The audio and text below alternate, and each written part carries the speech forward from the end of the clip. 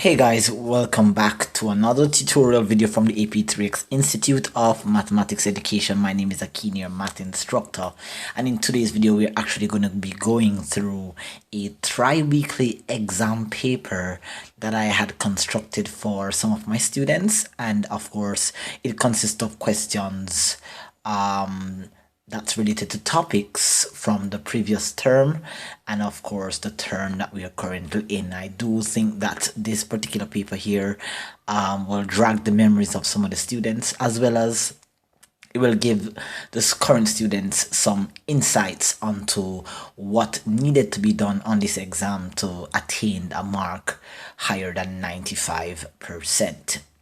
Alright, now this paper consists of introduction to coordinate geometry, introduction to geometry, a few basic fundamental questions like fractions, decimals, ratio, simultaneous equations, and in around that area there of math. So we're gonna jump into this particular tutorial today.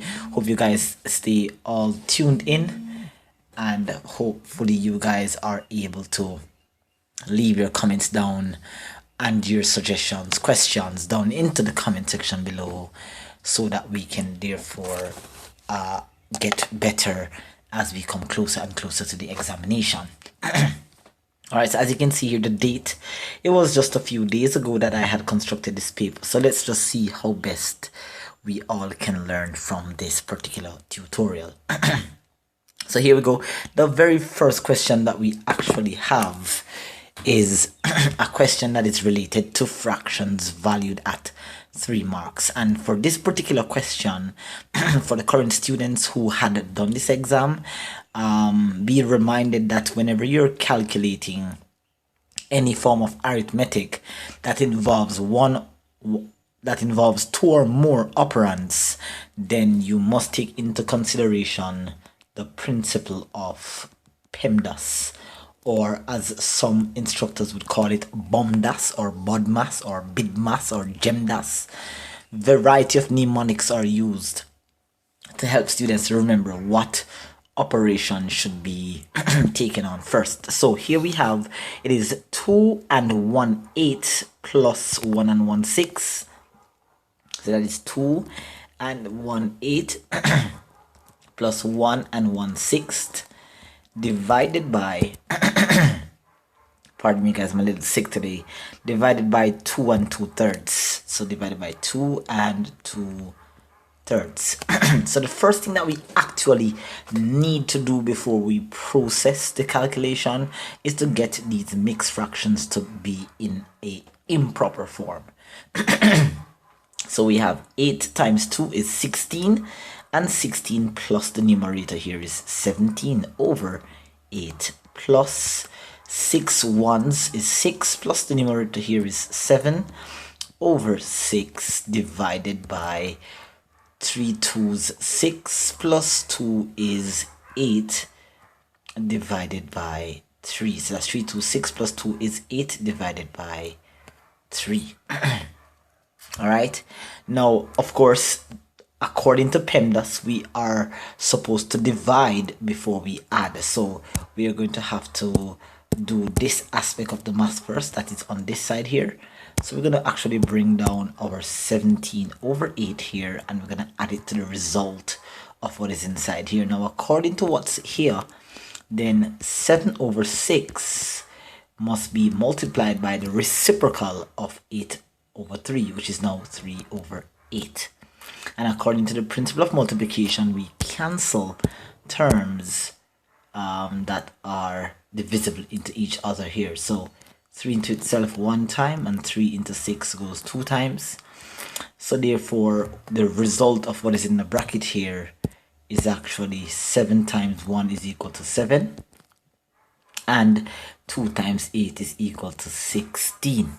So that 7 over 16 here is the result of what is inside the red parenthesis here. So that's 7 over 16. Now we proceed here to find the LCM, as that is the rule for addition. And so the LCM, lowest common multiple, is going to be 16. So that's 8 into 16, or 16 divided by 8, goes 2 times. We're going to multiply the numerator by 2, and 16 into itself once. We multiply the numerator by 1. Now 2 multiplied by 17 here is 34, and 1 multiplied by 7 is 7, leaving us with an addition result of 41 over 16. Now the tendency is to always leave your answer in its simplest form, and because 16 is in fact divisible into 41, which will leave a remainder, then we can safely say that 16 divides into 41 goes approximately 2 times, leaving us with a remainder of 9 over 16. And that is how you'd go about approaching this particular fractional operation question. All right, so hopefully you guys catch on to that. A couple of you guys did get the answer correct, but quite a few persons did in fact disobey the rule of PEMDAS. So we definitely want to gear up on that, and we want to put a little bit more practice in when it comes to the fractional problems like these. All right. So that takes care of number 1. That's how you would actually attained 3 marks here. So we're going to proceed now to finding the result here of the cube root of 13.39 plus 0.8 raised to the power of a third. All right, there's a couple of ways that we could actually go about this question. One of the easiest route is to actually insert the values on your calculator here. So let's just have that down written. So what we're going to have here is the cube root of 13.39 plus 0.8 raised to the power of a third. Okay, now as I said, there's a couple of ways that you could do this. You could mentally do this. Well, you're still gonna have to use your calculator, but I think one of the easiest route and the safest route is to actually pull out your calculator, and you look for the cube root button on your calculator, and you should actually see that particular button or that particular operation written on the surface of the calculator that is above the X cube button. So you should see above in writing, in a different color writing, the cube root here. So you'd actually have to press the shift or second function button to activate the second functions on the calculator. Then you'd press the X cube button. Then you should see this cube root sign come up on your calculator here. So here I have the cube root. I don't think this particular calculator that I have a cube root. So let me just grab a second calculator here. This is a more efficient one. Okay, here we go. So I do have it here. So I insert shift on my calculator, and I would insert the X cube button here. All right, there we go. So I have it here. Okay, so that's shift and X cube, or X cube shift. Okay, there we go. So shift X cube. All right, and I would insert 13.39. And if you are following along with me here, you should get a result here of 2.374 or 375 rounded to 3 decimal places. And once again, you could actually go ahead and type in 0.8. There is a button on your calculator that looks something like this, or it should have this particular look here, like with a box and a box here like so. So you should see one of those indicators here. All right, and then you should be able to raise any particular number to any particular value. So I'd insert 0.8 on my calculator. I would hit the power button. So in this case here for me, it is going to be the arrow. All right, and then I would insert inside a bracket one division sign here. Okay, I don't think okay, good, my division sign is working. So that's 1 divided by 3. I would close the bracket here, and if you are following, you should get a result of 0.928 rounded off to 3 decimal places. Now if we proceed to add 2.375, we should get a final result here of 3.303 here. Okay, all right, so that is how you would actually do it on the calculator. A couple of persons might know the technique of the indices law number 6 and 7. that if you have the cube root of a particular value, it's actually the value that is 13.39 raised to the power of a third. All right, and that's going to be plus 0.8 raised to the power of a third. So finding the cube root of a particular number is actually going to be the same thing as the number raised to the power of 1/3. So that's, I could put that in the bracket, to the power of 1 divided by 3. I'll close my bracket, and I would still get the same answer as 2.375 rounded off to 3 decimal places. So you could actually do it alternatively that way, but I think the easiest route would just be to just go ahead and get used to the functions or the button functions on your calculator, so you can therefore proceed and get your answer correct. So you guys should actually get 6 marks here very easily in the start of this particular tutorial, this particular exam. All right, now we're going to move on to the next question, which is going to be a direct proportion to some extent. It has a mixture of taxation in it, so it's not too tough, All right, I do notice though, when I was actually administering the exam, I actually found that the percentage was missing. So the percentage that is supposed to actually be here is actually supposed to be 15%. So yes, that's where it's at. So let's have a read at this question here.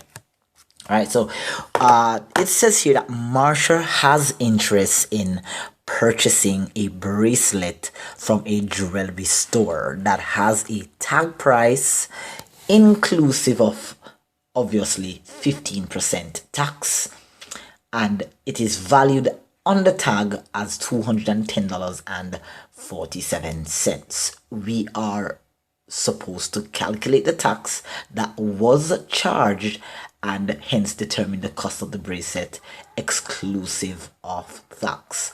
All right, now I did recognize that majority, and I should say majority, if not all the students actually took the most obvious approach when it comes to this particular question here.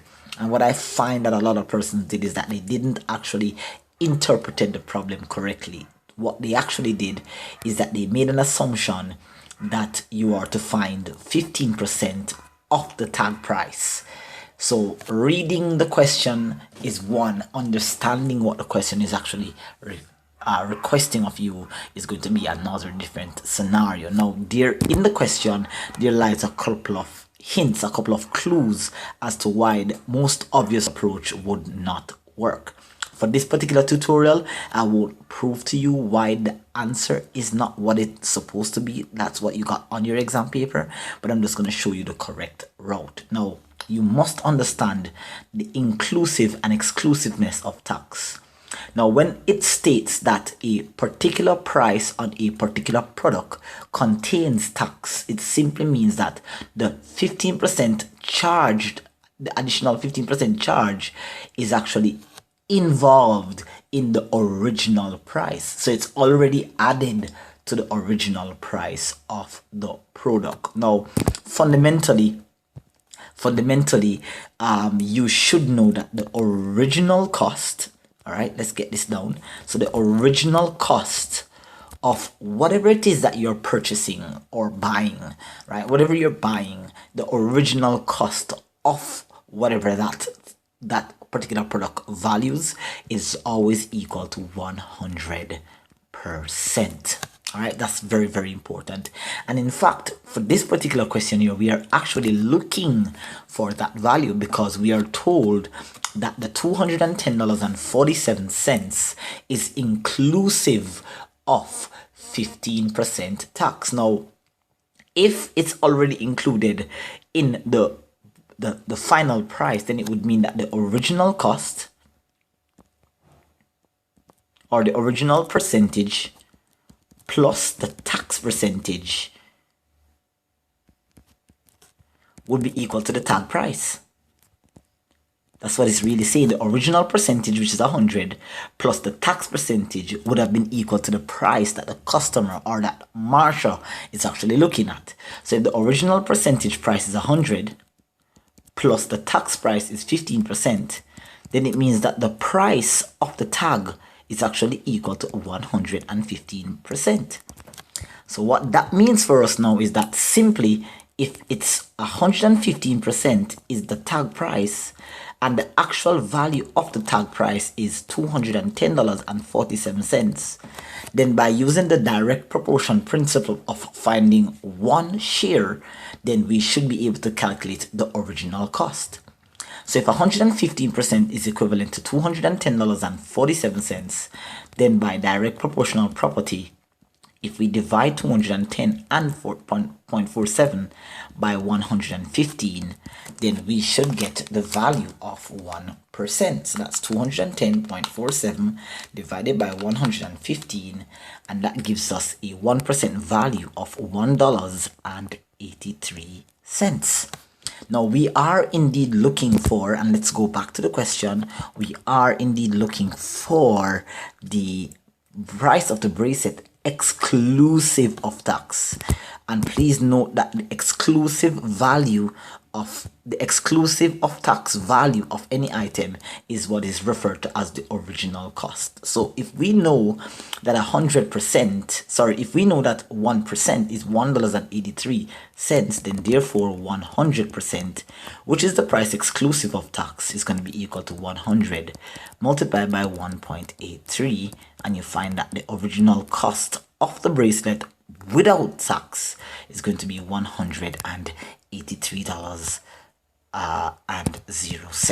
All right, and that's where a lot of you guys went incorrect. A lot of you guys, in fact, what you guys did is that you found 15% of the 210, and if you do the math this way, it would be, you would be assuming that the 210.47 is the actual price without tax, and that's not what the question stated. All right, so it's very, very important that when you approach worded problems like these, not only do you read and attempt to do the obvious, but what you try to do is try to ensure that you interpret what is being asked. Get used to questions that involves exclusive and inclusiveness of tax and discount.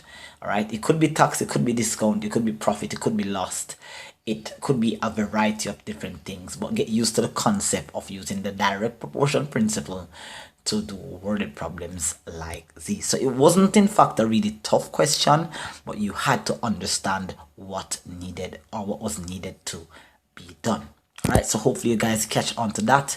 I did not actually instruct you at the beginning of the tutorial that in order for you to be updated on a weekly basis, you have to definitely go ahead and smash that subscribe button below, turn on the bell to be notified, and so of course you can leave your comments, suggestions, video requests, and solutions to particular questions or the alternatives in the comment section down below. And do not forget to share this out to your math groups. The videos that are coming out are going to be quite helpful with students currently doing the CSEC examination coming up soon. So at the time of making this video, I am preparing students for an exam coming up in 4 months. All right, so hopefully you guys catch on to that. We're going to move right into question number 2 here. We have a lot on our plate, so stay tuned. Watch this video in parts if you have to, but make sure that you watch it in full. And of course, let me know in the comment section below how helpful the video was. All right, so here we go. We're looking at another question here that involves ratio. And as we know that direct and indirect proportion and the ratio are all correlated, so they are more or less the same sort of principle. Now here we go. It says that the ratio of mangoes to pears in the market that are for sale is 2 to 5. Now if there were 36 mangoes less than the amount of pears, then our job is to calculate the amount of fruits. Should have been fruits, the amount of fruits that are available for sale, for 3 marks. All right, now I haven't made a video on ratio, but in fact a lot of my students would have been familiar with the 3-step process that I teach you all about how to solve any ratio problems. And the very first thing that I often tell students, that whenever you're approaching a question related to ratio, you want to make sure that you identify the comparing or comparative quantities. And in this particular question, we are in fact comparing the amount of mangoes that are available for sale with relationship to the amount of pears. And in fact, the ratio of the comparison is actually 2 to 5. Now, what I find a lot of students did, quite a few, not everybody, but quite a few students did, is that they actually proceeded to do the second step. The second step that I've taught a lot of my students is that always ensure that you know the total proportion of the particular problem. All right, the total proportion is basically how many parts does the sharing quantity has, whatever it is that you're sharing, whether it's money or in this case the sales of mangoes and pears.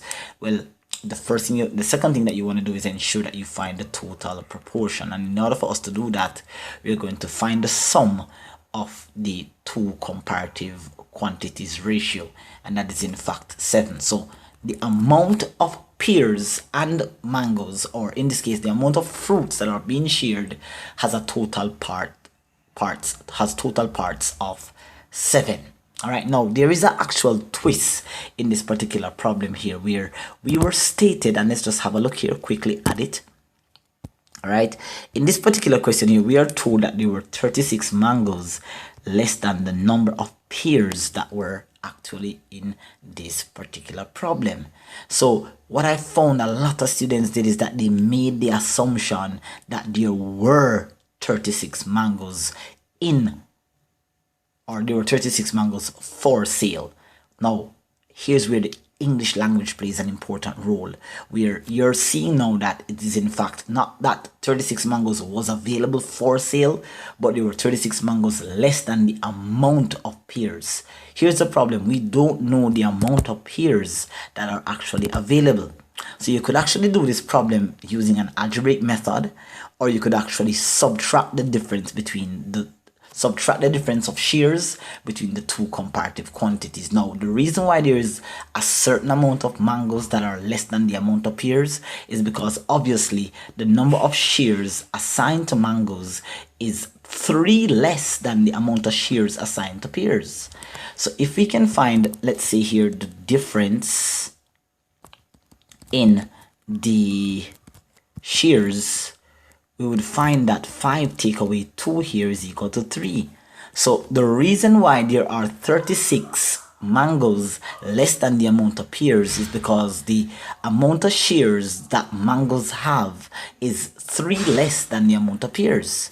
So that would simply mean then, by direct proportion principle, 3 shares is actually equivalent to the 36. So if we perhaps to say divide both sides by 3, that is in fact for us to find 1 share. We'll find that 1 share of this mango, or 1 share, is actually equal to 36 divided by 3.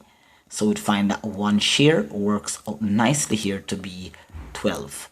So now that we know that 1 share is actually equal to 12, we are in fact interested in the amount of fruits. We're not interested in the amount of mangoes or the amount of pears. We are actually interested in the amount of fruits that are available, and we can have a look at that in the problem. It says determine the, pardon me, that's not where we are. It says here calculate the total number of, well, it did in fact say each fruit. So we are not supposed to calculate the total amount of fruit, it's just each fruit. So let's go back to our setup here. All right, so each fruit, then we would know that, okay, then if mangoes have 2 shares, then it would mean that there are, okay, let's see here, mangoes, it would be equal to 2 multiplied by 12, because 2 shares times 1 share gives us 24 mangoes, and then the amount of pears would have obviously been 5 multiplied by 12, which would have been equal to 60 pears. Now, if the question had proceeded to ask us for the total number of fruits, we could have used a shortcut and say, hey, it is 7 multiplied by 12, which should have been 84, or you could just find both and sum them up and you'd still get 84 fruits. All right, so the 3-step process in finding the solution to any particular ratio question really boils down to you finding the value of one share. But I like to encourage students to always write down your comparative quantities and the individual ratio, find the total proportion, and from there you should let the natural ability that you have to reason out the problem guide you towards the answer. Ultimately, you need to find the value of one share. All right, so hopefully you guys catch on to that particular problem there. Let's jump right onto another question here. And so we are looking once again at another type of variation problem or proportion problem, but in this case we're looking at the inverse proportion. Now again, I haven't made a video on this as yet, guys, but I'm sure that you guys are going to love it when I do. Direct proportion is something that my students and I have drilled, so I'm not sure what actually happened on this exam, why a lot of you guys kind of fluked on the problem, but this should not be unfamiliar to you or the current audience watching this. The direct proportion principle, well, there's actually two types of variation. In fact, you have what is known as the direct variation, so that is D-I-R-E-C-T, variation, and that is going to be called, the formula is going to be that y varies directly as k times x. And then you have what is known as the inverse or indirect variation, which you guys would also be familiar that y varies directly as the k divided by x. Now what is k? Very, very important. K is what is known as the constant of proportion. So I'm not gonna just go right ahead and just work the problem out. I'm gonna re-highlight, regurgitate, or just reiterate some concepts that you should have been exposed to or you have already learned. You should therefore remember that k is known as the constant of proportion. Now, removing the math from this, the way how I look at the value of k, the way how I see k is like, for example, let's say that you were to go into the market and you are purchasing something in particular in bulk, right? And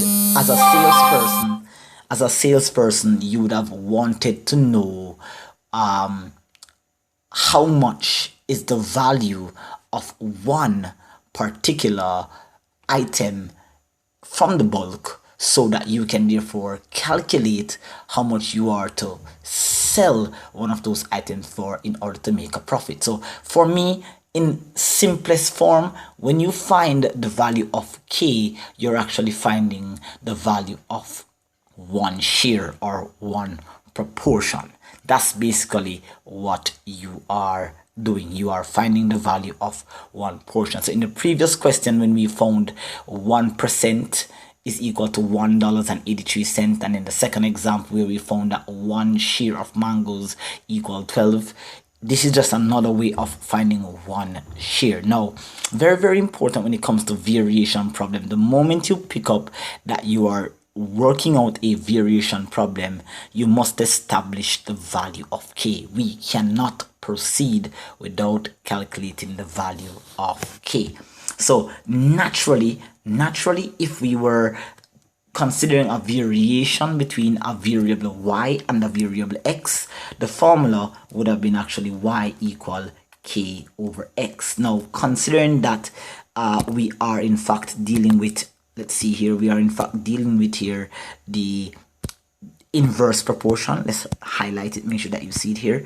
It says that it is inversely proportional. So that is why I chose to use y equal k over x. Now, let's pay attention here that the variation that is taking place here is not a variation between the variable y and the variable x, but it is in fact a variation between the height of an object and its perimeter. And so there is a very unique variation between the two variables, and in fact it is saying to us in this particular line here that the height of the object is inversely proportional to the cube root of its perimeter. So that would literally mean to me here, without even regurgitating or trying to memorize the formula, usually whenever we have a variation, it is always y varying as x. So in this case here, y is being represented by h and x is being represented by p. Now let's not forget that there is a very unique relationship between the two quantities, and it is in fact, it is going to be the cube root of the perimeter. So if we go back to our worksheet problem here, we can adjust our natural formula, and that would have been here that, okay, y is now being represented by h, and the constant of variation usually doesn't change, and now it is being x is being represented by p, but the unique relationship between the height and the perimeter, it is that it's the cube root of its perimeter. And so this is the formula, or the reconstructed formula, that we're going to be working with. It's not going to be the natural y equal k over x for this particular problem here. So hopefully you guys got that. I believe constructing that formula awarded you 3 marks. So if you are very much successful in constructing the correct formula here, it says you write an equation showing the relationship between the height of the object and its perimeter, you would have been awarded 3 marks. If you were successful, very well done there, very well done. You have constructed the correct formula. Now let's proceed. It's a continuation from the formula here. Now it says here that if the height is 2.4 and the perimeter is 12.70, then we are looking for a new height considering that the perimeter is actually equal to 1.25 right here. All right, so basically there's a change. The constant of one of the variable has changed, so therefore something is going to also change. So if the perimeter changes, then the height is going to change. Now, according to the concept behind direct or indirect variation, when two quantities are inversely proportional, then that simply means that if the value of one quantity rises, then the other quantity does the complete inverse, and that is to go, or that is to decrease. Vice versa, if another quantity was to, say, perhaps increase, then the other quantity would actually decrease. Now in this particular problem here, we were provided with two initial values here. Here we were told that the height is 2.4 and the perimeter is 12.7. Clearly the perimeter has decreased significantly to 1.25. So that would mean that the height of this particular object here is actually going to increase. All right, so without going ahead, or without trying to find the new height, we must establish a value for k. That's very, very important to proceeding through this problem here. So here we go. We have the formula here, and we are told initially that h is equal to 2.4 and the perimeter is equal to 12.7. Let's establish a value for k. So here h is 2.4, so that's 2.4, and that's going to be equal to k is currently unknown, and the current value of the perimeter is going to be 12.70, so that's the cube root of 12.70. Let's hop onto our calculator here and let us go ahead and do what we did earlier, and that is to find the cube root of 12.70. That gives us a value here of 2.4 is equal to k divided by, when I work that out, confirm with me, you got 2.33. all right, now we are in fact looking for k, and another shortcut. I've shown my students a lot of shortcut methods in getting to your result. Here we simply cross multiply, and we usually cross multiply when the unknown variable is in the numerator. So that's when we know to multiply. So here our current value of k is going to be 2.4 multiplied by 2.33106. Okay, so I can just multiply that by 2.4. Okay, let's go on this other calculator here. So that's 2.333 multiplied by 2.4. All right, and you should get an estimated value that K should be approximately equal to, here, say 5.59.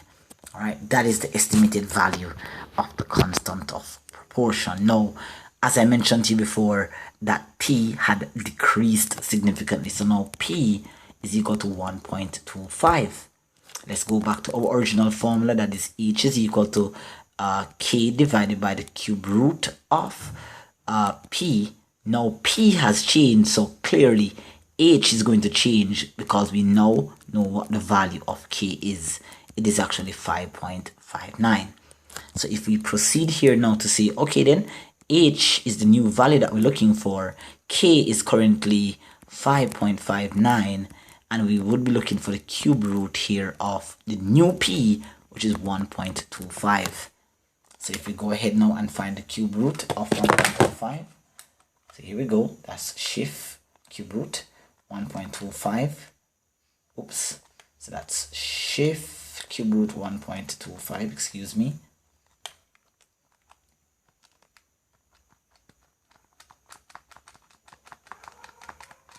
Okay, I don't think my calculator is working. All right, but I believe you should get a value of, say here, 1.06 divided by, okay, so that's actually supposed to be at the bottom, so that's 5.59 divided by the cube root of this here is approximately 1.06, so that's 5.59 divided by 1.06, and we should end up with a result here of, say, 5.27.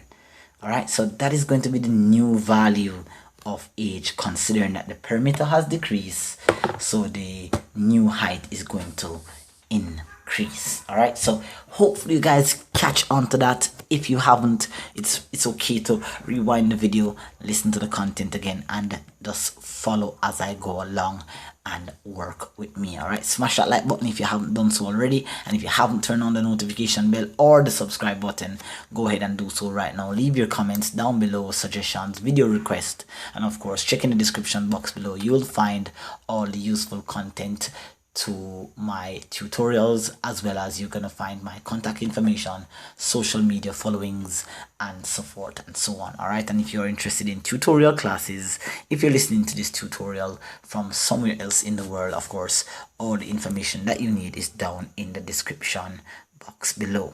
All right, so let's jump into another particular problem here. All right, so we are off to a fine start. If you have done so far, guys, you are in fact doing very well. Here we go, we're going to jump into this particular simultaneous equation worded problem. Now I find that a lot of students actually didn't really remember the concept of simultaneous equation. I had made a video on this on one of my previous channels, which I'm currently not really posting on right now, so I'm going to be putting up a video sometime in this week as it relates to simultaneous equation. You need to get this pat down. A lot of you guys didn't really get this problem sorted out, so I'm not sure if it's lack of revision, but definitely you guys who are watching this, who are current students of mine right now, you definitely need to tap into solving simultaneous equation. This is probably one of the easiest method. It's the elimination method, so you definitely needed to revise on that. But for the students currently watching this, of course, let's tune right in here and see where we go with this problem. Now the first particular problem here, let's go back to reading the actual question. It says here that 3 bags and 4 pens together cost $257, whereas the opposite, in fact, 4 bags and 3 pens cost $324. Our task is to determine the total cost of 1 bag and 10 pens. All right, so we're gonna have to set up an equation.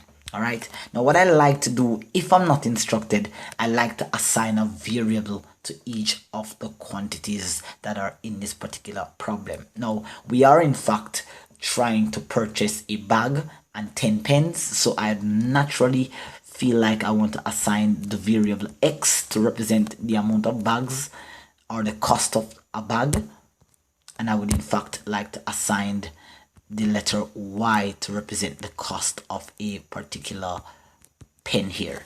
Now in the initial stages we were told in fact that 4 bags and pardon me, I believe 3 bags, you can confirm on that, 3 bags and 4 pens cost 257. That would be equation 1. And the opposite, 4 bags and 3 pens cost $324, and that would have been equation 2. Let's just confirm that we have that right. It is in fact 3 by 4 and 4 by 3. Perfect. So we have our equation set up. Now, I'm not sure what happened on the exam. I'm not sure what happened on the actual practice paper, but I find that a lot of students completely forgot the concept of simultaneous equation. Now remember, for the viewers or the current students using this as a tutorial for revision, remember that the ultimate aim when it comes to simultaneous equation is to in fact eliminate one of the variable so that we can find the value of the other variable. We have a tendency to always tend to try to eliminate the middle variable, which in this case here we would be eliminating the pens, the amount of pens or the value of pens, so that we can find the value of bags. Now the way I do this efficiently is that I tend to use the coefficients as a guide. So whatever coefficient of this y variable is up here, I tend to multiply the bottom equation by that particular coefficient. And whatever the coefficient here of this bottom variable here that I'm trying to eliminate, I'll multiply the top variable here by, I'll multiply the top equation by that coefficient. Now once I do that, let's see what is going to happen. Well, we know what's going to happen. The two numbers or the two coefficients here are going to end up being the same value. So here we go. 3 is going to multiply 3x. We should end up with 9x.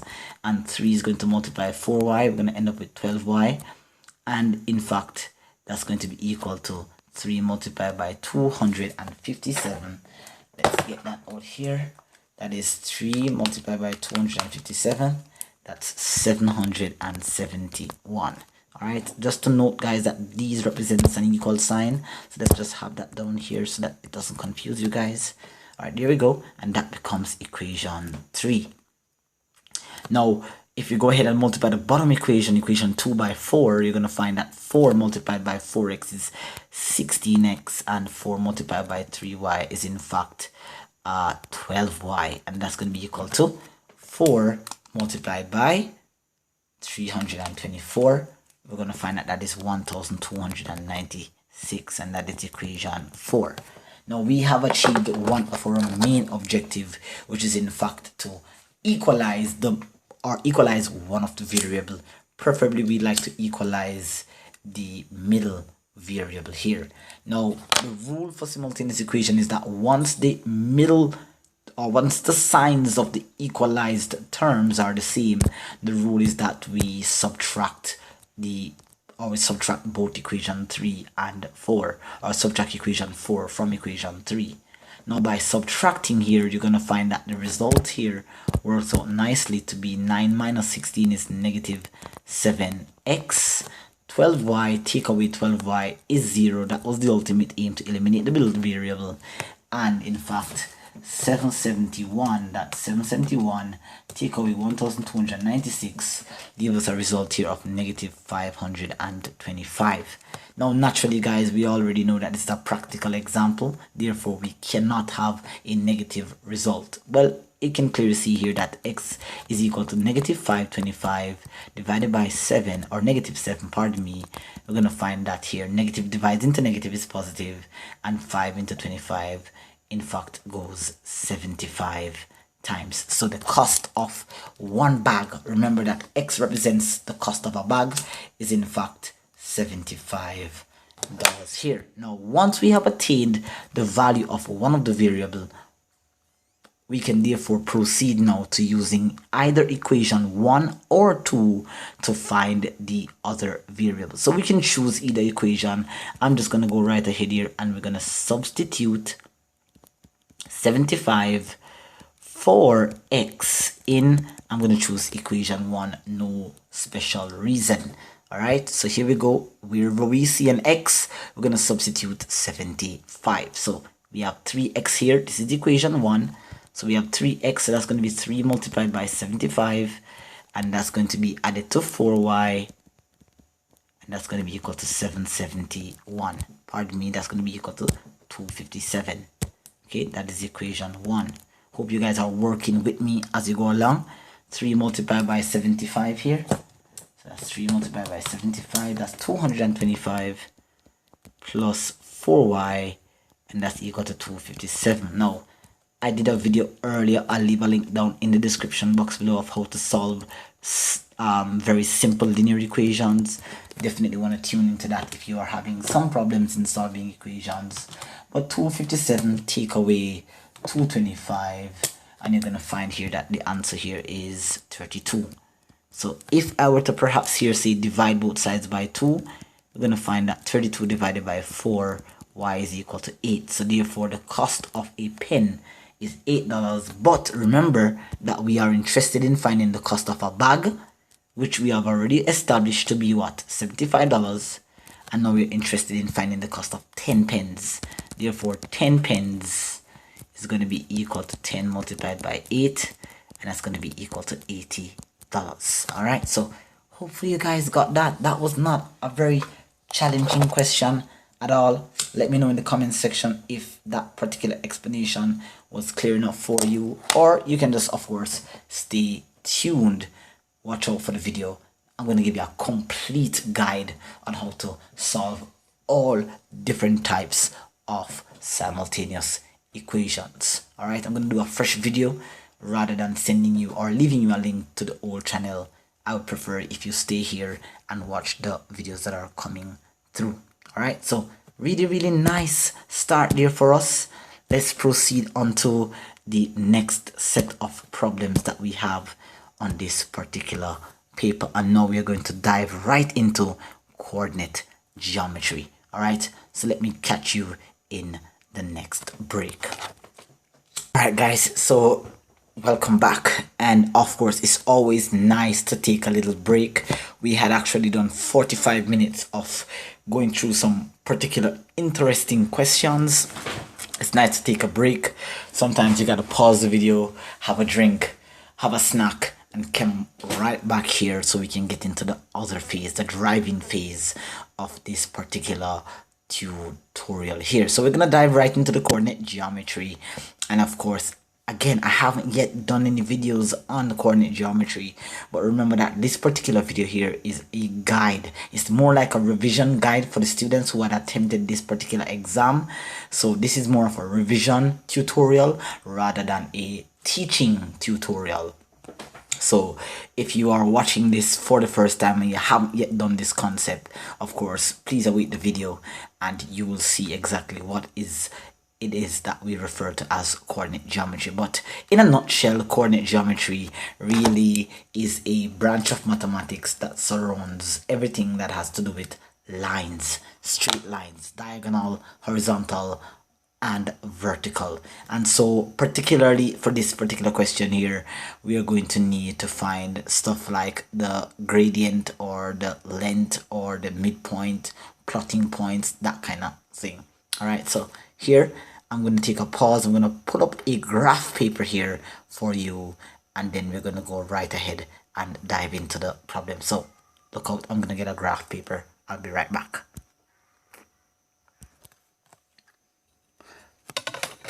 Alright guys, so here we are with this particular graph paper here. Not the best drawn graph paper, but I have it on screen here for you.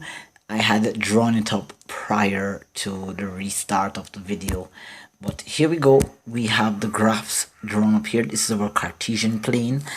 This is our x-axis here, and this is our y-axis, and of course the positive side of the y-axis, the negative side of the y-axis, the positive side of the x-axis, and negative side of the x-axis. Now we were in fact requested to plot a few points here, so let's see if we can actually grab onto that here.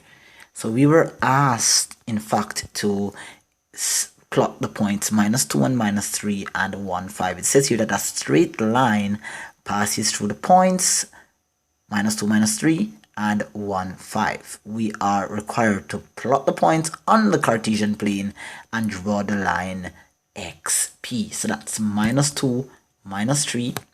If you are familiar with plotting points, we would know that we'd have to travel 2 units to our left and 3 units down. So that is -2, that's 1 2 and 1 2 3. So right here would actually be our point x, and the other one is 1 5, so that is 1 to our right, +1 to our right, and 5 up.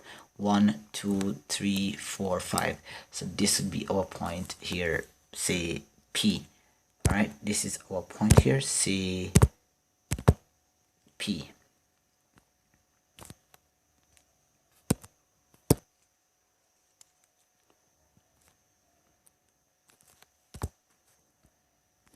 Okay, this is our point here, P.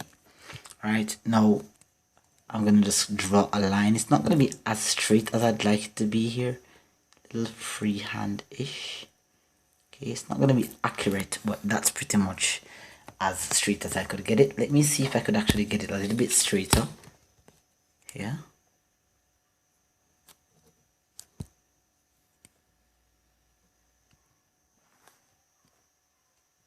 I think I kind of moved the graph out of sight, guys.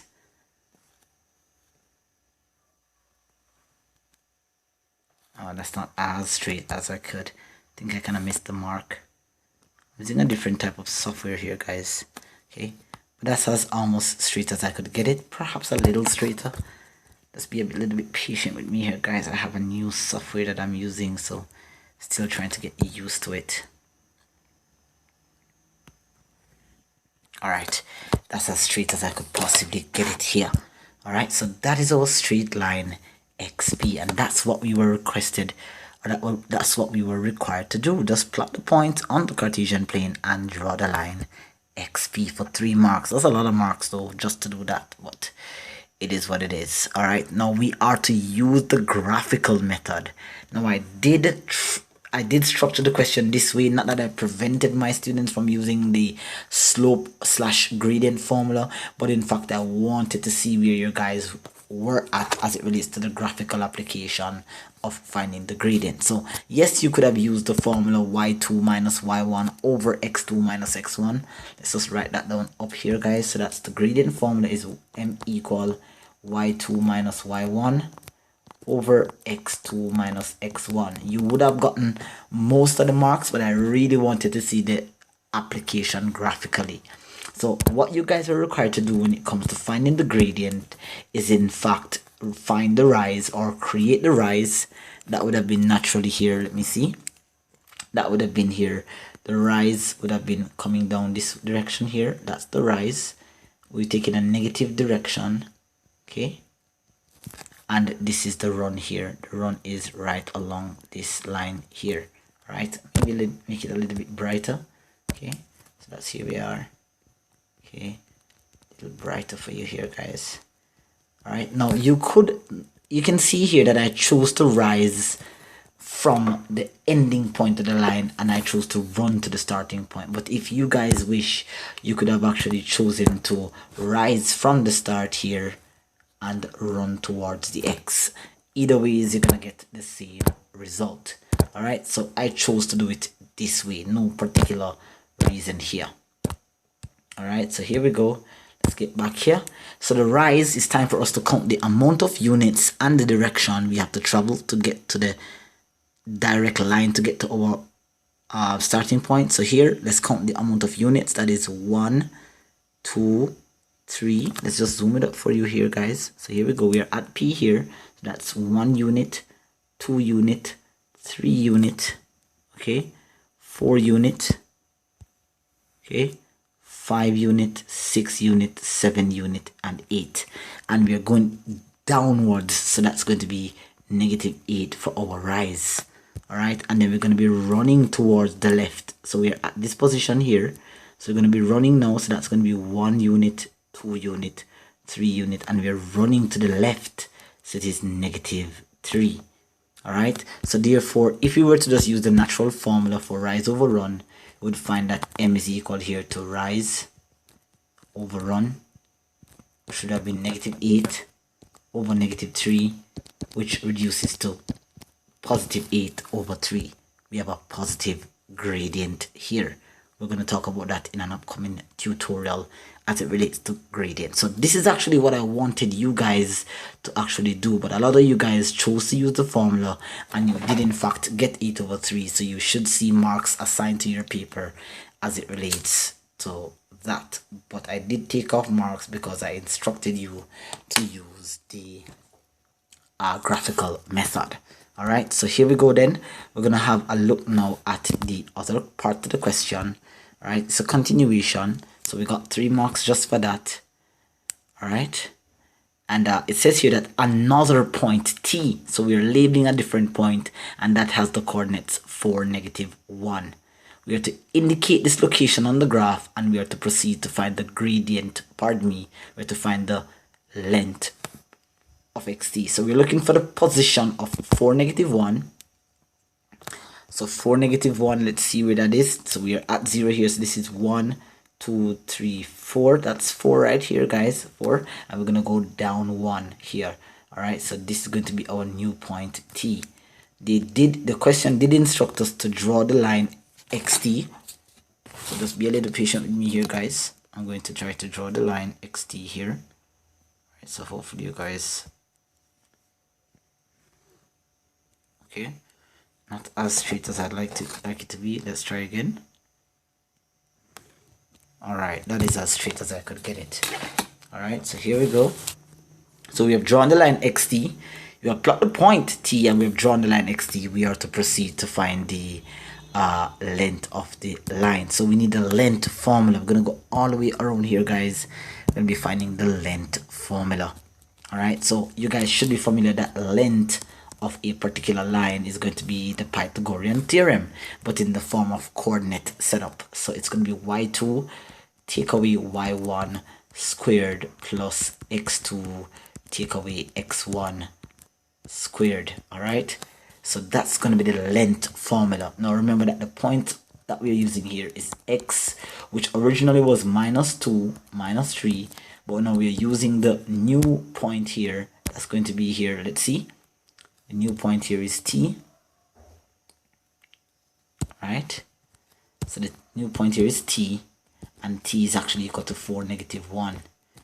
So we have to be very careful here of the points that we are going to be inserting. And if you already know that we label our points, the first or the starting point of any line is labeled with the x1 subscripts and the y1 subscript, and the ending point is x2 and y2.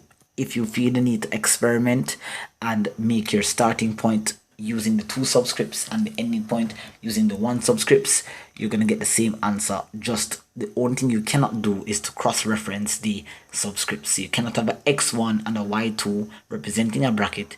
It has to be the 1 subscripts and the 2 subscripts joining each other. Now, based on the label here that you have, you're going to insert them into the formula. So here we have the square root of y2 as instructed here. You labeled, or we labeled it as -1, and we're going to subtract y1. y1 is being represented by -3, so that's -1 take away -3. I'm going to square the result. I'm going to add that now to x2, which we labeled as 4, and we're going to take away, let's say here, x1, which is -2 squared. So now we ended here with -1. When 2 negatives clash, we get a +3, and we should be able to square that result. And 4, when 2 negatives again meet, we end up with a positive, so that's 4 plus 2, that's 6 squared. I wish we just write 4 plus 2. All right, let's take our time. So that's 4 clash 2 here. Okay, then we can go ahead now and find the square root here of -1 plus 3 is 2 squared. 4 plus 2 is 6 squared. A lot of you guys forgot the square. Quite a few guys forgot the square of the coordinates. So many of you guys ended up with square root of 8 when in fact you should have ended up with the square root of, say, 4 plus 36. 2 squared is 4, 6 squared is 36, the root of 40, which works out to be 6.32 units. And that is the actual result of the length of xt. So hopefully you guys catch on to that. Without the formula, guys, it's almost next to impossible to work it out unless you know an alternative method to doing so. Then I recommend that you find some way to get that formula inside your mental. All right, so that's it for finding the length of xt. Let's proceed into the remaining questions here. We are looking now at, in fact, determining the gradient of xt. Now here we have a choice as to using the formula that we had initially written down here. I believe I had written the formula here, xt up here. Okay, so this is the formula or the gradient of any line without being instructed what method to use, because we do in fact have the coordinates of the point or the line xt. So we could do that, or we could just simply go on here and use the gradient formula. Now, the rise over run. So here we could actually go ahead and rise her xt. So we could rise from here if you wanted to, and we could run in this direction here if we wanted to. Okay, or we could rise down in this direction here and run in this direction here, but I in fact chose to use the other method. All right, so rise over run here, we could go right ahead and we'll see that the gradient of, let's see here, the gradient, okay, so gradient of xt, so xt and the gradient is rise over run, and the rise here, let's count, is going to be positive 2, so that's 1, 2, we're going up. So it's positive 2 over, let's see here, let's see, 1, 2, 3, 4, 5, 6. So 6, so that's 2 over 6, which would work out nicely to be 1/3. All right, that would have been the gradient of xt graphically. Now we could actually go onto the page here and calculate the gradient of xt. So we could say that m is equal to y2 minus y1 over x2 minus x1. Alternatively, you're going to find here that it's going to be gradient y2 minus y1 is going to be minus 1 minus 3 over x2 minus x1. You can see the points up top here. We had already labeled them here. So you take your time, work it out, pause the video, and then look at the solution. It's going to actually be 4 minus 2. So that's 4 take away negative 2. Alright, so if you work it out nicely, you'll find that negative 1 here, negative times negative, positive. So that's minus 1 plus 3, that's 2.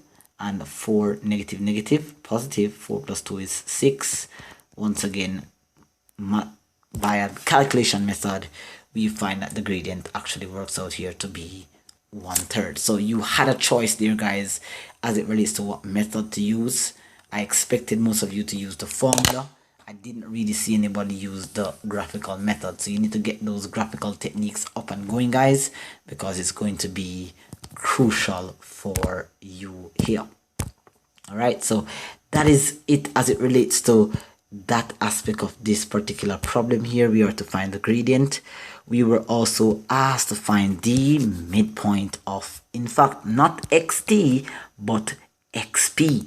So we had initially drawn the line here, xp. Let's rewrite the points, the coordinates. All right, let's rewrite the coordinates. So I believe here we had x, which was equal to minus 2 minus 3, and now we had initially had p as being 1, 5, was it? I think it was 1, 5. Yes, it was 1, 5.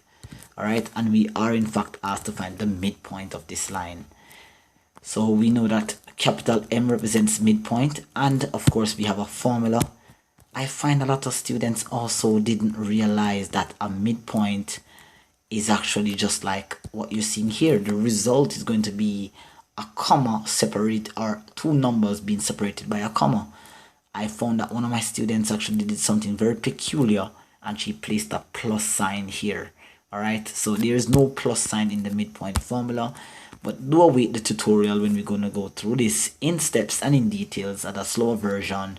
Here we're going to find that it's going to be like so. Remember, I also saw that quite a few students place the y value first followed by the x. Remember that a point is generally written in the form xy, where x value comes first followed by y. So we definitely want to clear up some of those little errors that are costing you guys marks.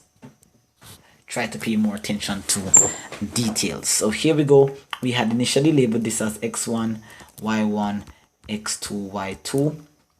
All right, so x1 is going to be minus 2 plus x2 is going to be 1, as you're following here, labeling already. All right, and then we're gonna have a comma. Y1 is minus 3 plus y2 is 5, and that's going to be over 2. All right, now negative 1 plus 2 is 1 over 2. Again, I saw some really fundamental errors on this paper. A lot of you guys wrote down that 1 divided by 2 is 2. Definitely don't want to have that happening. All right, simple errors like these. 1 over 2 is clearly a half. Minus 3 plus 5 is 2 over 2.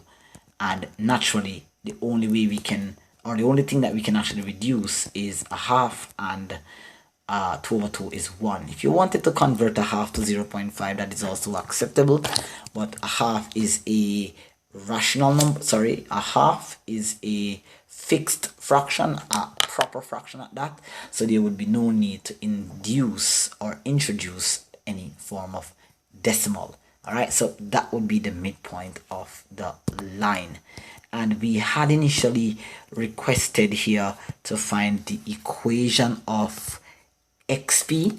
All right, so remember, all right, very good, when you know that you have to transfer information attained earlier, the equation of any line here is going to be y equal mx plus c.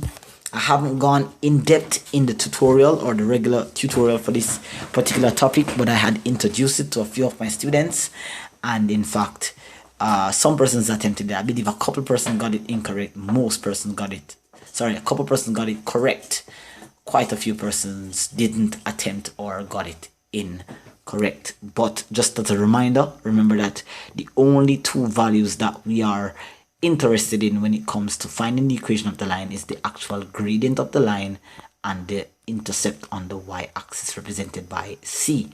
Now, it is so nice here that we actually, in the start of the coordinate geometry problem, we had initially requested, or we were initially required to find the gradient of xp. Here it says here that we are to use the graphical method to determine the slope of xp. We didn't actually calculate it, but we used the graphical method, and if you remember that the gradient was in fact 8 over 3. All right, you can definitely rewind the video and you will see that we had initially calculated the gradient of xp to be 8 over 3. So we are more likely interested here in finding c. All right, now in order for us to find c, we're going to have to substitute the independent values of x, independent and dependent values of x and y. We can definitely use a pair from here. We can either use the pair of x1 and y1 subscripts or the x2 and y2 subscripts. It really doesn't matter. I kind of prefer using the positive values, but in fact, just stick with the usual x1, y1. All right, so here we go. We have y1 being minus 3. As you can see here, y1 is already minus 3 here. And that's going to be equal to, remember, I am following the formula, guys. So I'm substituting the values into the formula. So y is minus 3, and that's equal to the gradient is 8 over 3. Multiplied by x is in fact minus 2. There we go, minus 2 up here. That's the x that we're using. And that's going to be added to c. So c is the only unknown variable in the equation. Now I found that a lot of students, what they did is that they converted the fractions to decimal. That is also acceptable but quite inaccurate. All right, because you're probably going to round off or just going to be a little bit inaccurate. So we definitely kind of want to use the fraction. I found that a lot of you guys, in fact, run away from using the fractions because you guys perhaps are not as efficient as you should be when it comes to solving fractional equations. But anyways, let's get right into it.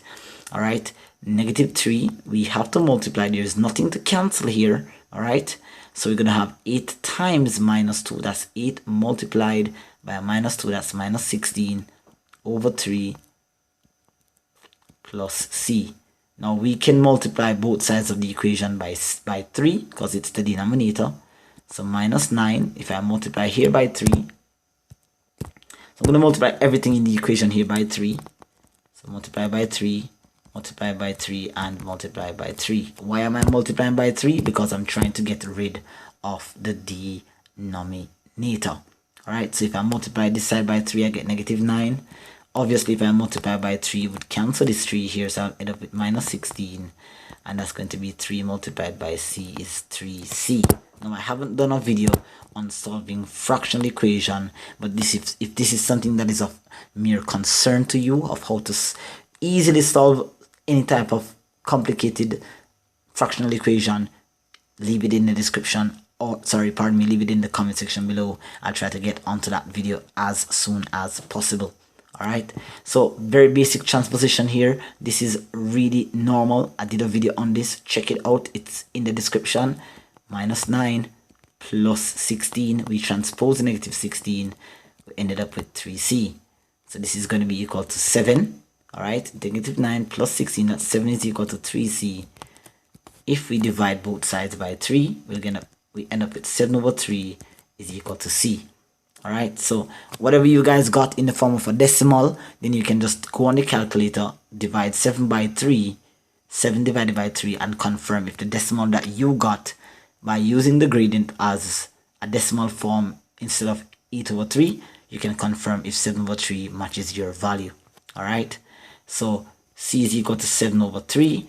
So the only thing that we need to write to complete the equation is the value of m, which we said was 8 over 3x, and the value of c, which we just calculated to be 7 over 3. This is in the general form, but if you wanted it in the normal form, it would have been 8x plus, let me see here, it would have been, pardon me, if you wanted it in the standard form, it would have been, let's see here,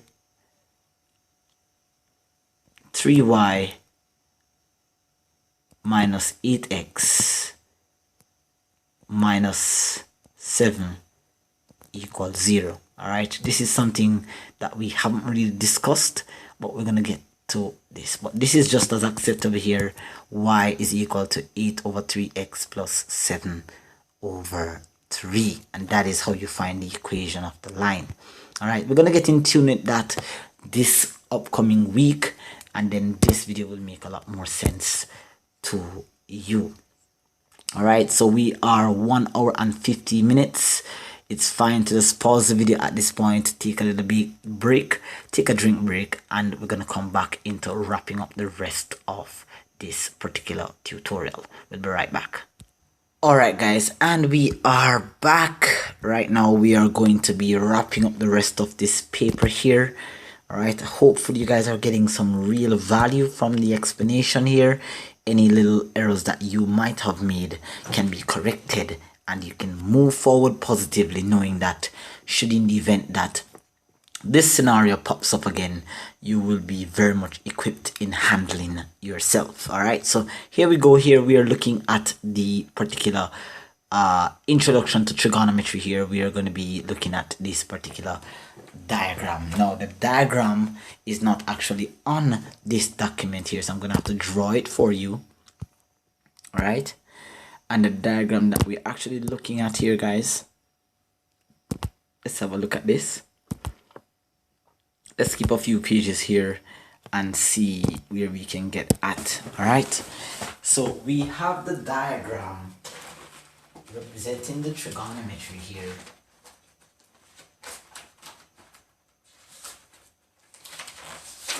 this diagram out, guys. It's a really calm day at home here, and it's a nice day to actually sit down and really focus on getting your math right.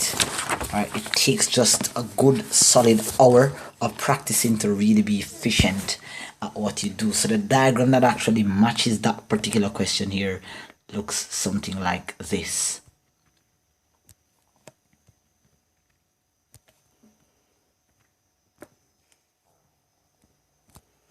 Alright, and we have this angle here of 32 degrees. We have this length here of 17.4.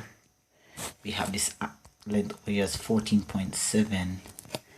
And we have this vertices A, B, C, D. And you can see here that we were asked to solve. Let me just pull it up here, guys. I believe these were the questions. Yes, here they are. We are in fact asked to work out the following. Alright, so we are in fact asked to determine the length of AC. Alright, the length of AC. Alright, let me just kind of bring this down a little bit, guys, so I can get some space here. Alright, here we go. Alright, so we are asked to determine the length of AC. So if we look on our diagram, I did encourage my student that there was a really nice method that I saw that a lot of teachers utilize, and it seems to work efficiently, is that separate the diagrams. All right, you have to understand that this diagram here is a complex diagram that was made up of two right triangles. One is on the left, obviously. Here angles on a straight line measure 180, so one half is 90, the other half naturally is going to be 90. All right, so we have two right angle triangles that are going to be of aid to us in this problem. So I tend to always like to separate my diagrams like so. All right, once I separate my diagrams, I tend to see the problem a little bit more clearer in terms of the approach, what formula I should use. Now you can definitely really get some really good, I have a tutorial coming out, I believe sometime tomorrow. Right, you're gonna find me do a complete guide. I did a video on the introduction to the trig ratios, but I haven't done any problem questions, so I have that video coming out. Stay tuned for that. So prior to watching this video, if you're still not clear, you can go ahead and check that tutorial out. I'll also leave a link in the description below. All right, so separating your diagrams like this here, you're gonna find easily that you see what formula is applicable in its easiest form. All right, so we have 17.4 centimeter here, 32 degrees. We have a 90 degrees. This is the point D. This is C. This is A. This again is A. That is also C. And out here is B. Over here we have 14.7. All right. Now, when you look at both diagrams, you've got to utilize the diagram with the most information that can guide you. And so we're looking for AC. Now, if we recognize carefully that both of these split diagrams here, they share one side. So the back end of this particular triangle here, that's on triangle ACD, is also the back end of this triangle here, which is ACB. All right, so they share one side. Now, what does that mean for us? It means good things. If we can find the length of AC over here, then naturally we would find the length of AC over here.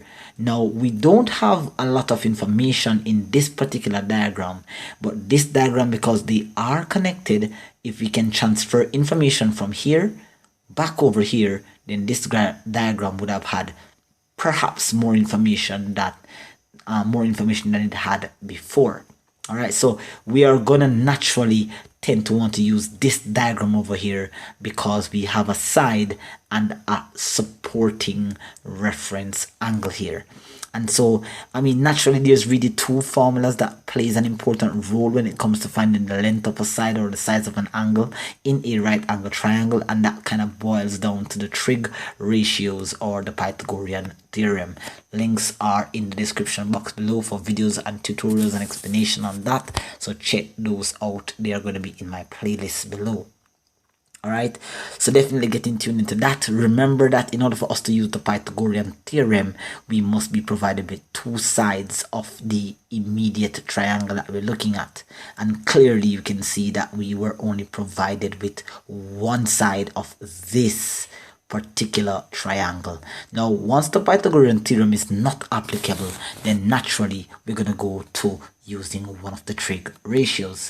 Now you were in fact detailedly explained, it was detailedly explained to you in the previous tutorial video. Check the description box below once again, guys, for the link to that video, or just check my playlist or go on my channel page. You're gonna see sine, cosine, and tangent introduction. You would know that I gave you a 3-step process, and that 3-step process is in fact, let's see here, we're gonna be labeling the sides. This is going to be our hypotenuse, and in fact, because this angle here 32 degrees, this is going to be our opposite side, so we're going to label that side O, and naturally that side is in fact A. Now bear in mind that the formula that you're going to be applying, whether it's going to be cosine, sine, or tangent, it has to involve the side you're looking for and the side that was provided to you. So we are in fact looking for the opposite side, and in fact we were provided with the hypotenuse. So naturally we're looking for the ratio that would involve the O and the H. So clearly you can see here that it is in fact the sine ratio. We are looking for the opposite, and we are provided with the hypotenuse. So that is how you make your choice. We can proceed here to write down that c squared is equal to, pardon me, I'm drifting, I'm going off on a tangent, no pun intended, guys, but yeah, we are using the sine ratio, so let's go right ahead and write down that sine ratio, or sine theta, is equal to the opposite side divided by the hypotenuse. I found that a lot of students, I guess, lack focus and didn't realize that they assigned the opposite side to be in the hypotenuse, and they assigned the opposite side here to be 17.4.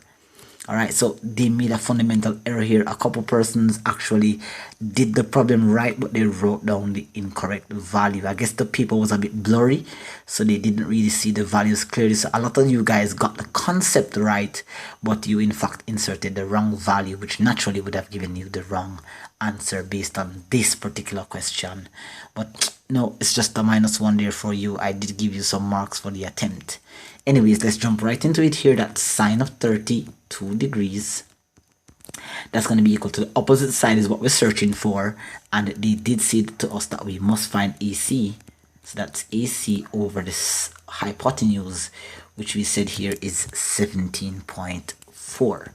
All right, I do apologize for the lack, or the paper was a bit blurry, but you have to verify and ask questions when you are not sure about what you are doing. All right, so there we go. Let's jump right onto our calculator. We're going to find the sine of 32 degrees, which is going to be equal to 0.522 or 5299. Make sure 5299. So you can make sure that your calculator is in degree mode and not in radians. Might throw you off a little bit. Well, not a little bit, a lot.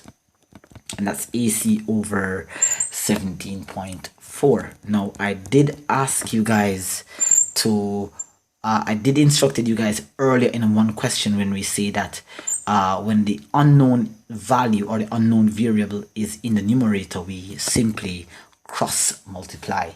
So we're going to multiply this by 17.4, and we're going to find here that AC worked out to be 9.22 or 9.2 approximated. So the length of this side here, as you had instructed here, is going to be in fact 9.2. Right, so we're gonna have 9.22 or 9.22. All right, so we're gonna transfer this over here, so this is also going to be 9.22, and it's very important that once you've attained a value or an answer down in your calculation, transfer it back onto the diagram, so that the diagram, without enough information in the initial stage, will perhaps be a little bit more lively or lively, where you may be able to use information gathered or calculated to proceed into the remaining problem. I'm going to skip across to a new page here because I've run out of space, but we are in fact asked to find the length of BD here. I think I made an error in the amount of marks that I was supposed to assign to this, but let's get into it. We're looking for the length of BD. No, well, in fact, the amount of marks was appropriate because we had to do two types of calculation here. Now, I find out a lot of you guys, what defeats you in this type of question, this kind of setup here, is where you're not able to actually see the side that you're looking for on any particular diagram. Here we're looking for BD, and you're not really seeing BD on any of these triangles, but if you notice that, and if you look on the main diagram, you'll realize that BD is actually made up of two parts.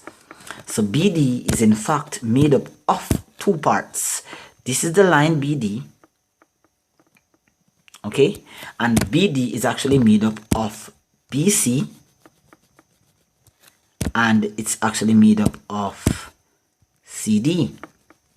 All right, now you have a choice. There's a couple of ways that we could actually find BD.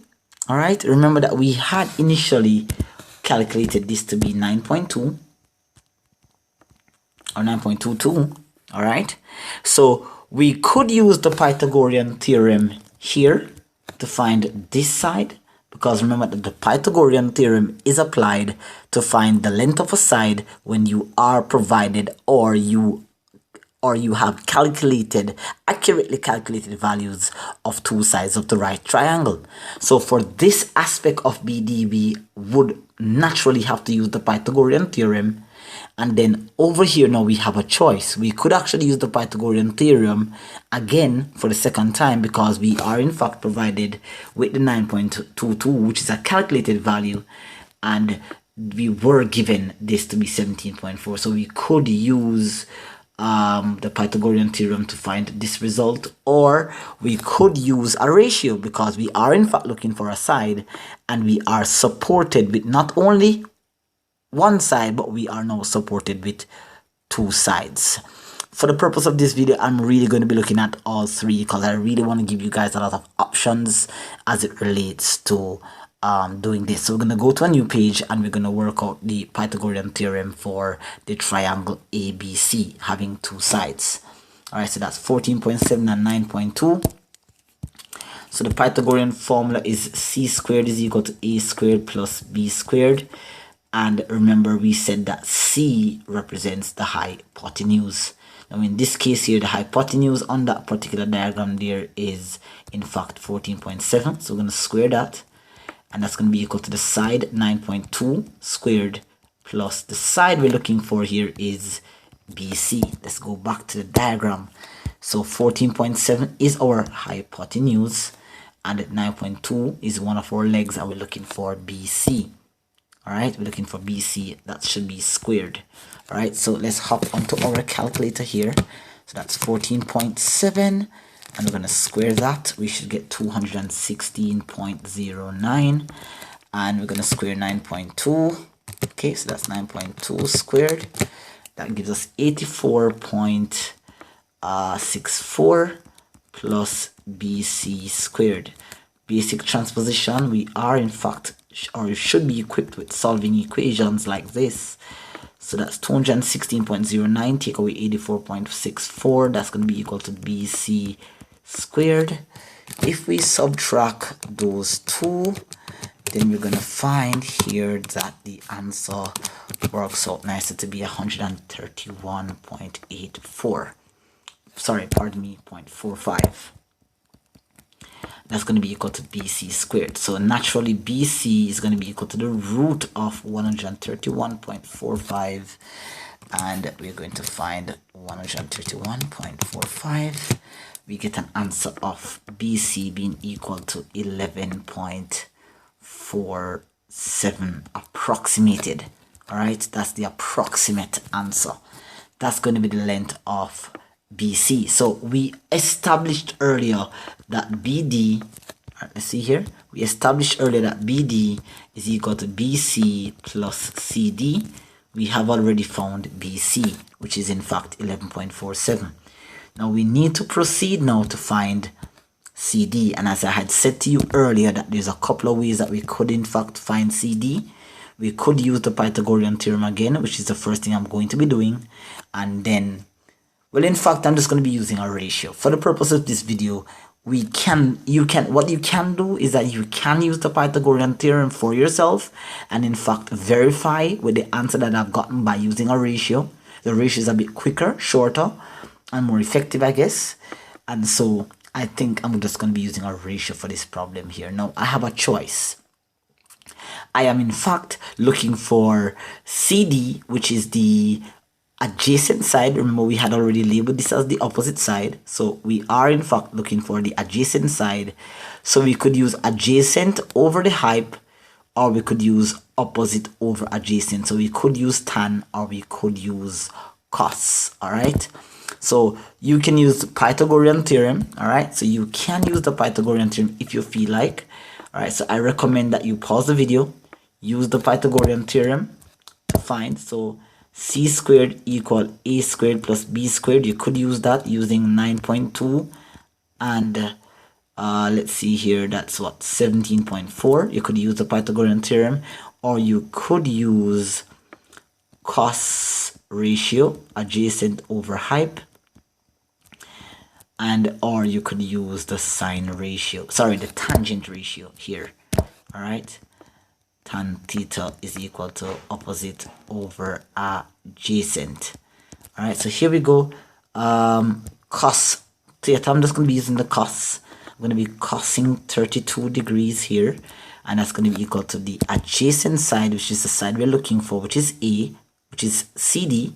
All right, so that's CD over, that's CD, divided by the hypotenuse, which we said is 17.4. All right, so let's cos 32 here. I'm going to find that the answer is 0.848, and that's equal to CD over 17.4.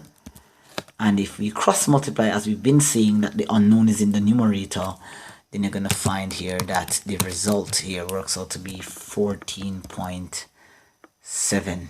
All right, so 14.7 centimeter. All right, let us just, since we're here, we could just use the tan ratio, confirm. So that's the tan of 32. All right, and that's equal to the opposite side, which is 9.2 divided by the adjacent side here, which is what we're looking for, which is CD.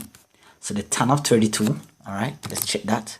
So the tan of 32, that's equal to 0.642 or 0.624, pardon me, and that's equal to 9.2 divided by CD. All right, now here we have a different scenario where the unknown variable is in the denominator, so we're going to swap position. We're going to be dividing. So that's 9.2 divided by 0.624. Let's double check. 9.2 divided by 0.624. You're going to find approximately that CD works out to be, again, 14.7 centimeters. So we have options. You could experiment with what choices. Now, as I said before, go ahead and use the Pythagorean theorem and verify if you got an answer that is close to or equal to 14.7. Let me know in the comment section down below. All right, so very good, very good. We're almost to the end of this particular problem here. Let's see what else we were required to do.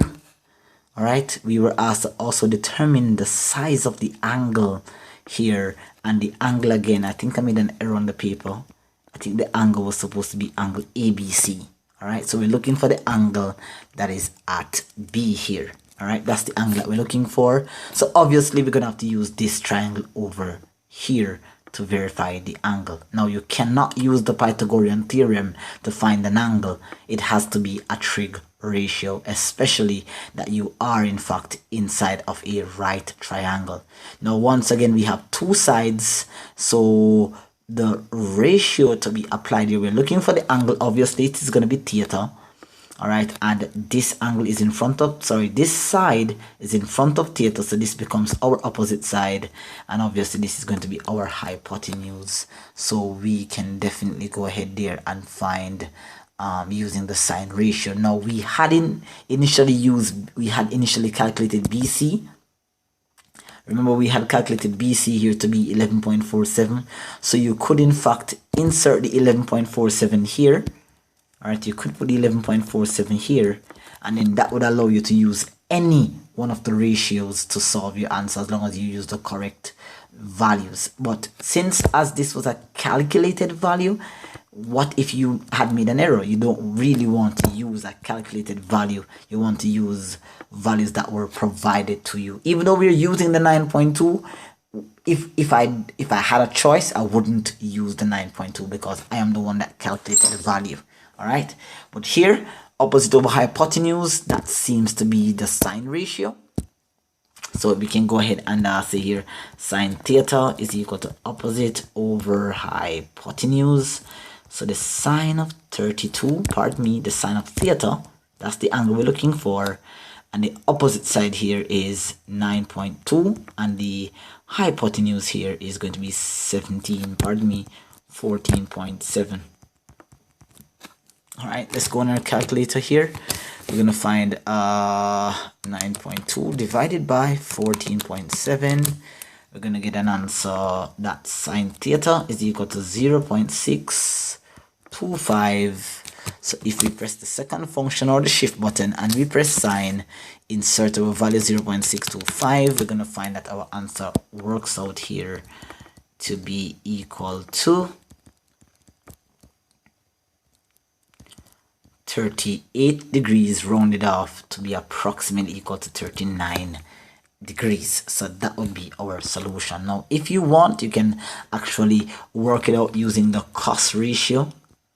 All right, that would be the adjacent side, which would have been the 11.47 divided by the hypotenuse, which is again 14.7. all right, or you could use the tangent ratio here.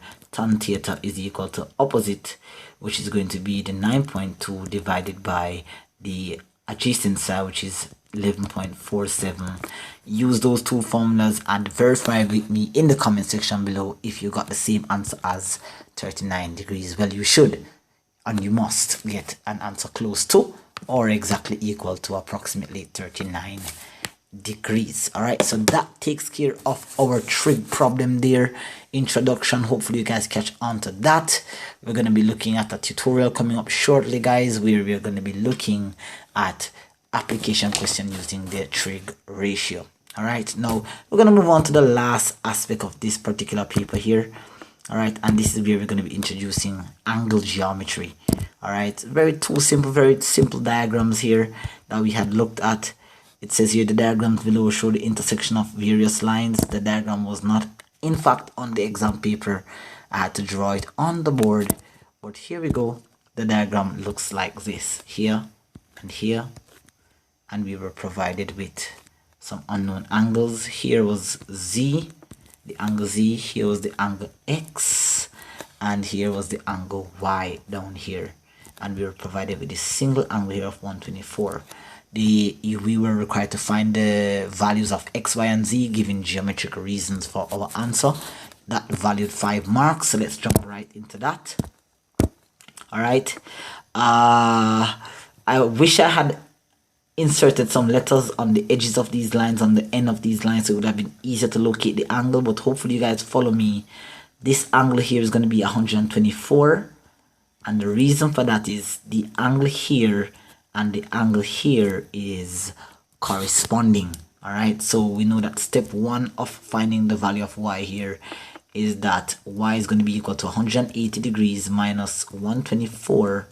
That's going to be equal to 56 degrees. And the reason why we take the 124 away from 180 is because the angle y and the corresponding angle 124 measures 180. So therefore, subtracting both of them would have given me the angle y. And so the geometric reason for that is that the angles are corresponding and straight. All right, they are in fact straight angles and corresponding angles. So corresponding and straight angles would have been the natural reason for that. So here this angle would have been 56. Now you can also see here that this is vertically opposite. Alright, so this angle here would have been vertically opposite to y, so this angle also would have been equal to the angle 56 degrees. And in fact, this angle with angle x here is co-interior.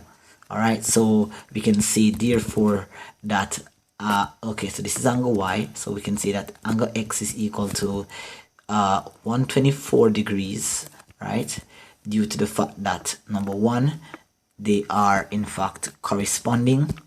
All right, no, they're not corresponding, they're co-interior, so co-interior, and they are vertically opposite, so vertically opposite angles. All right, so vertically opposite angles are equal, and corresponding or co-interior angles are supplementary. They add up to 180. So that's how I was able to actually get the 124, because it would have also been 180 minus 56, which is equal to 124. All right, because the angle that got us the 56 was vertically opposite and they are equal, and then it's co-interior to x because they are on the inside of the transversal lines adjacent to each other, so that is 56 degrees. And naturally here you can see that let's see here, so this is 124. All right, so angle z now is 56. all right, because here what we have now is that this here and this angle x here, they are z angles. So there is the z that you're seeing right here. All right, there's the z that you're seeing here. All right, so this angle and this angle is equal, so therefore you can see that angle z is equal to 180 minus 124, which is actually equal to 56 degrees. And the reason why it's 56 degrees is that they are alternate angles. Alternate angles.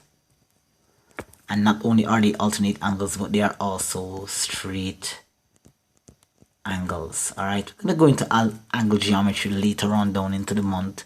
So of course you're already subscribed, you can just wait for those tutorials to come out. This will all make a lot more sense to you guys. All right, so it was a little quick in terms of the explanation, but I really haven't delved into it. A lot of you guys who are watching this content may be a little bit more familiar with the angle geometry, but you're going to be a lot clearer later on into the video.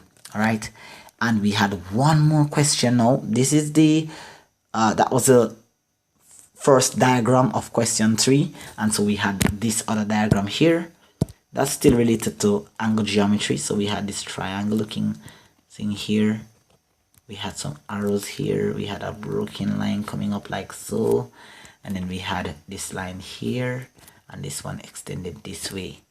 We labeled the diagram W, X, Y, and Z. We had an angle of 115 here. Please bear in mind that this is not drawn to scale. We have an angle of 31 degrees here, and we have an angle of 34 degrees here. And the instruction for this particular diagram here instructed us to find the angle. You can look at it if you want to. All right, we could look at it. Okay, the question actually instructed us to find, let's see here, don't think you're seeing it, you could.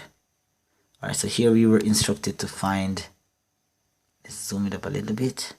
So we were instructed to find the angle WYP and WXY. WYP and WXY. All right, so we were asked to find that WYP and WXY. All right, and I think the question gave us a hint. The hint was that PY is perpendicular to XZ. So that word perpendicular, they gave us a clue. They said PY is, so this is P, so PY is perpendicular, and perpendicular means that the line comes down straight to meet it at, in fact, 90 degrees. All right, so there we go. The clue is that this is 90 degrees.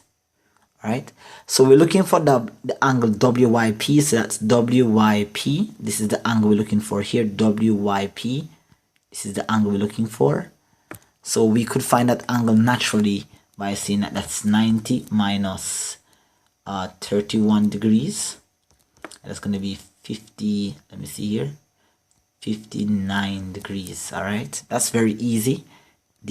Because of the hint PY is perpendicular, we know that the 31 degrees plus the angle missing here is equal to 90. So that's subtracting both of them gets you 59, and the reason for that is that the angles are in fact complementary. They add up to 90 degrees. All right, you could just write the reason PY is perpendicular to XY or XZ.